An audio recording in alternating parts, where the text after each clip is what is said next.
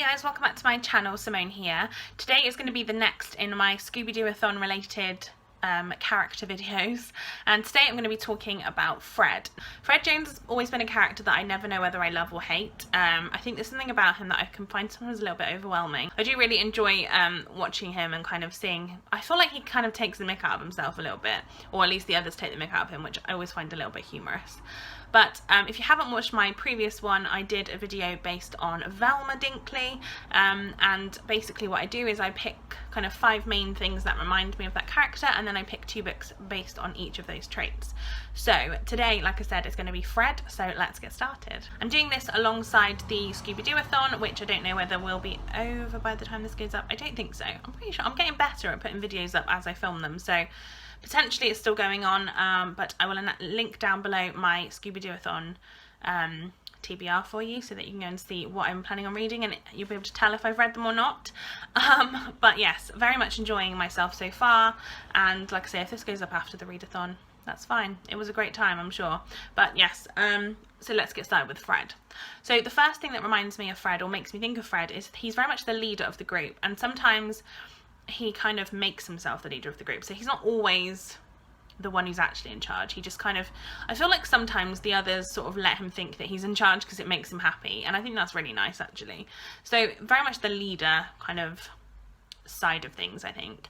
So the first book that I wanted to talk about that kind of makes me think of that is Charlotte's Web by E.B. White, and again I think this is the kind of group mentality where they're all kind of like separate, but they very much have that one thing that kind of draws them together. And for me, Wilbur, although he's not the like leader in terms of, he's not the one that tells everybody what to do, they all come back to him. He is the kind of like central point, the focus point, and he very much like brings them all together, I guess, which I kind of think is what Fred does. I also obviously think that Charlotte, for the actual spider, is very much more a leader in terms of what she does, but I think Wilbur definitely has that kind of like group thing where he can bring them all together. So for me, I do think that Charlotte's Web reminds me of Fred, and I think that, yeah, I just think it's the same kind of vibe for me. And then a similar thing in Harry Potter and the Deathly Hallows by J.K. Rowling. This one is the final book in the Harry Potter series, and I'm specifically talking about the fact that the Golden Trio, as they say, are actually joined by other people in this. And although right at the start not so much, but generally throughout there is that kind of like group thing where everybody's coming together with the common goal, but Harry's still very much the focal point. And I think he has that kind of like leader that I was talking about before, where he doesn't necessarily have to be the leader in terms of everything that he does, or how he kind of like, he doesn't really like tell people what to do, but he's very much the leader in terms of they kind of all follow him and they're very much like in tune with what he wants. So yes, I think that it reminds me of that for me. So the second is the colours white and blue. So you probably know, if you are taking part in the Scooby-Doo-athon, or if you've seen any of the videos, you'll know that the prompt for Fred is to read a book with white and blue on the cover, because he is very much that sort of, and he always has white and blue, always. He very much is always in white and blue, and I think that he kind of has that, the thing about him that he's quite calm as well, and generally. So the ones I wanted to talk about for that, the first one is The Boy in the Striped Pyjamas by John Boyne, which is obviously incredibly sad. It's a book set in World War II, and it follows 2 young boys who become friends, but one of them is, they're on either sides of the fence, so one of them is the German commander's son, and the other one is a Jewish boy who is in Auschwitz. And it is incredibly sad, but I wanted to talk about this in terms of kind of like rule breaking, because Fred is very much a case of, if he spots a mystery, he will 100% jump in there with 2 feet, and I feel like that is definitely what, I've forgotten the main character's name, Bruno. I feel like that's what Bruno does in The Boy with the Striped Pyjamas. He very much sees his moment and wants to make friends with Shmuel, and he will go and do that no matter what happens, no matter what he's told, or if he's told he's allowed to. And that kind of element of like mystery solving as well. That's very much what Bruno did. He kind of wanted to solve the mystery, I guess. So yeah, I think that this definitely reminds me of him. Obviously this is an incredibly sad book, and there's a lot of differences in the two, but I do sort of see a little bit of Fred in Bruno. And the other one I want to talk about is The Assassin's Blade by Sarah J Maas. This is a novella that's the kind of, well, it's like 5 short stories that take place before the Throne of Glass series. I've read the first Throne of Glass series book as well and really enjoyed that. but the novellas definitely have that kind of like sense of adventure about them, and the mystery, kind of like figuring out what's going on in the world and that kind of thing. And I do definitely see a lot of Fred in that. I think that he's quite adventurous, and you know, he is not one to turn down new adventures. So yeah, definitely something that I associate with Fred Jones. Next up is that he is very handsome. So Fred is kind of always portrayed as this tall, like 6 foot tall blonde guy with blue eyes who's really kind of like handsome and doesn't really know about it, but when he does know about it, he'll flaunt it. Like he's very much that kind of like typical like gorgeous man. And so I wanted to talk about The Host by Stephenie Meyer, because again, I feel like I've talked about Stephenie Meyer in both of these videos now, but Stephenie Meyer has written a great book there it's about aliens, which very much reminds me of Scooby-Doo anyway, because Scooby-Doo in general has a lot of like aliens, or you know, the man in the mask kind of thing, which is great in itself.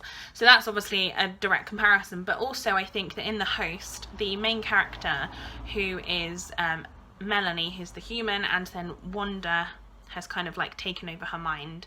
They've had her soul, but they're fighting for the body, and they definitely both have lots of like preoccupation with Jared, who is the man in the camp, and the man that Melanie used to go out with, and that Wanda now has all these memories coming back and she's trying to remember him.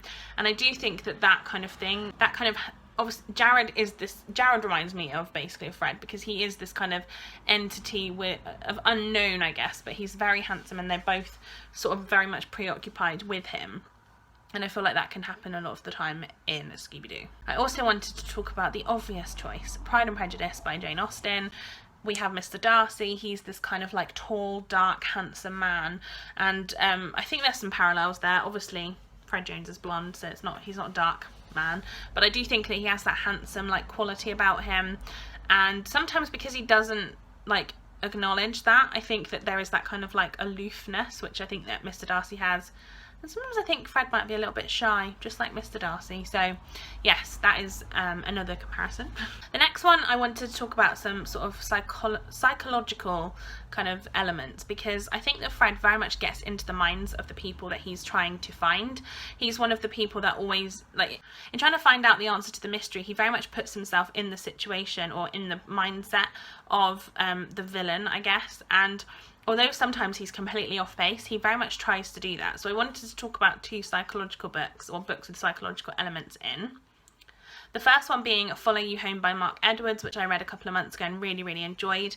This one was about kind of these 2 people who get on a train, and it follows a man and his fiancée, and they get kicked off a train basically in the middle of nowhere, and they witness something that follows them back to the UK, and then like their lives are never the same. And I feel like that is definitely something that, like, the psychological like elements of that, I feel like Fred would definitely have that would be like his ideal mystery, would be to find out what happened to them and kind of like see where they were going, and to get into their minds and try and figure out what they weren't telling everyone. So yeah, I definitely think that is a kind of like Fred book. And another book that I think that he would probably read and really enjoy is Final Girls by Riley Sager. I think he would probably read this because of the I think he'd kind of want to save them, because basically Final Girls follows 3 different women who are all known as Final Girls to the media, because they have each been the last persons standing, I guess, at the end of kind of big massacre events, really horrendous things. And I feel like Fred would want to read them, because I feel like he'd want to get into their minds to figure out how it happened and what happened, and I think that psychological element would be really interesting to him. So yeah, I definitely think that he would enjoy Final Girls. And then the final category of this video is going to be his jealousy, because I do think that there's been quite a few episodes where other people perhaps think that Fred, they could do better than Fred at leading the team, and also he has a little bit of a thing for Daphne, I think, so he gets a bit jealous, I think, when she spends lots of time with other people. So I think that his jealousy is there. It's very much under the surface, and it's not kind of made a massive thing of, but I do definitely think that he's a jealous character. So the first one I wanted to talk about is The Girl on the Train by Paula Hawkins, which is another mystery book, which I think, again, he would probably love. But there is the jealousy aspect where the main character essentially goes on a train every morning, and she witnesses a couple who live in a house alongside the train tracks, and she kind of thinks they have the perfect life, and I think that jealousy aspect is definitely there. And yeah, I really enjoy The Girl on the Train. I think it's a great story anyway, and also it's that psychological element to it as well, so because one of the character goes missing, so yeah, very much interesting. The last one is a book that I read quite recently, and this is Crossover by Kwame Alexander. I read this because I saw Charlie talk about this a lot, Charlie Brooke. I will link her channel down below. And basically, Kwame Alexander has written, it's basically a book written in verse, and it's also middle grade, so very much fits with the Scooby-Doo kind of target audience. But the crossover talks about two brothers who have been, I think they might be twins actually, who've been like best friends since they were very young children, and then one of them gets a girlfriend, and it's about the kind of jealousy of the other one, and I really enjoyed it actually. I thought it was really well done. And it very much has that like living up to expectations element, which I also think that because both the boys are basketball players, and I definitely think that there's that element with Fred as well. So yeah, definitely something that I think fits Fred and fits the kind of situation that he's in. So there you have it, guys. That is my video based on Fred Jones from Scooby-Doo. Let me know if you agree with what I've picked for him, and if you have any other books that you would recommend that he might read, or that have kind of like reminded you of him. Today's video shout out is going to be for Looking for Shaki. I love Shaki's channel. I think she's great. I've been watching her videos for quite some time, and there's just something about her that's very interesting, and she's very different, and I love that. She makes videos that I would never have even thought about, and I really love her on Twitter. She has a very good sense of humour, which I think is great. And yes, I absolutely love her, so do go and check out her channel. Give this video a thumbs up if you enjoyed it, and subscribe to my channel if you haven't already, and I will see you next time for another video. Bye guys!